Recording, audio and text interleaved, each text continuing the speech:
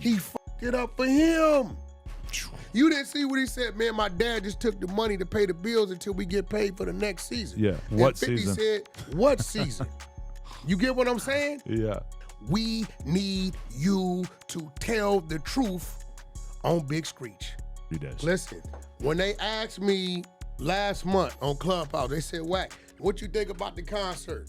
I said it's too early. He shouldn't be doing none of that. He should be laying low, learning the TV game, plotting to make his next move. Look at what he did. This entire Meech versus 50 Cent versus Rick Ross mess is far from over. And now Wack has entered the chat calling out 50 Cent, claiming this entire Big Meech's concert cancellation wasn't random at all, and 50 was the one who orchestrated Lil Meech's career downfall. He says 50 was behind it, pushing narratives and pulling strings behind the scenes. Let's break down exactly what happened, where the evidence is, and why this situation might be even deeper than it looks. On paper, everything about the Welcome Home concert looked like a win. Big Meech was getting out. The venue was locked in the lineup, stacked with major artists like Lil Baby, 21 Savage, and Rick Ross. For Meech's supporters and hip-hop fans, it wasn't just a concert, it was a celebration of legacy. It marked his return to the culture and the streets that always stood behind him. Everything looked like it was set up for success. Out of nowhere, the vibe shifted. Just days before the concert, rumors started spreading online, mostly on Reddit and Instagram, accusing Big Meech of cooperating with authorities to get out. Allegedly, there were sealed court documents and statements being taken out of context to suggest Meech had cooperated to get his sentence reduced. People weren't buying it at first, but as more posts started popping up and the headlines grew, it started creating tension. The timing was suspect, and many felt like it was a deliberate attempt to cast doubt on Meech's name right before his big public return. Then 50 Cent jumped in, and that's when things got messier. Instead of defending Meech, someone whose life story he's literally profited from through the BMF TV series, 50 started posting about the rumors. He shared memes and Instagram stories that didn't directly accuse Meech, but heavily insinuated he had cooperated with law enforcement. The concert was officially canceled the same day it was supposed to happen. Fans were already traveling, people were on their way, and then suddenly it was off. The official explanation? Unforeseen circumstances. No statement from the arena, no direct explanation from the organizers. It felt rushed and unexplained. People who had spent money on tickets and travel were left frustrated and confused. After the cancellation, 50 Cent posted again. This time he wrote, "I had nothing to do with this. Please stop calling my phone." But then he added, "I'm stronger than you think I am." That last line stuck with people. It didn't sound like a denial, it sounded like a warning, like he was letting everyone know he could make things happen if he wanted to, and Wack caught that too, and that's when he started speaking out. Wack went on Clubhouse and Instagram Live, claiming that 50 Cent had a hand in shutting down the concert, not just through petty posts, but through behind-the-scenes influence. But that's not all. 50 also strategically jeopardized Lil Meech's career. According to Wack, there were disagreements between Lil Meech and 50 around the BMF brand. He said Lil Meech wanted more creative control, while 50 wasn't interested in giving up any power. That tension allegedly started months ago, and now Wack's saying 50 used the snitching allegations and his industry connections to block the concert as retaliation and ultimately cancel the BMF series as a consequence of the fallout. Wack also claimed to have receipts, though he hasn't made them public yet. He said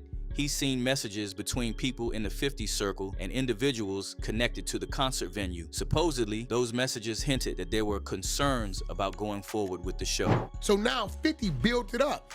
What 50 gonna do? He finna burn that down. He gonna release that last season, and then he's gonna release the Tammy shit and discredit everything that people thought that man was. One thing that hasn't gone unnoticed, Rick Ross was scheduled to perform at the concert. And if you followed hip-hop beefs over the years, you know 50 and Ross do not get along. Wack hinted that Meech being seen aligning with Ross might have been the final straw for 50. According to him, 50 didn't want to see Lil Meech building ties with his enemies, especially someone like Ross, who's mocked him publicly for years.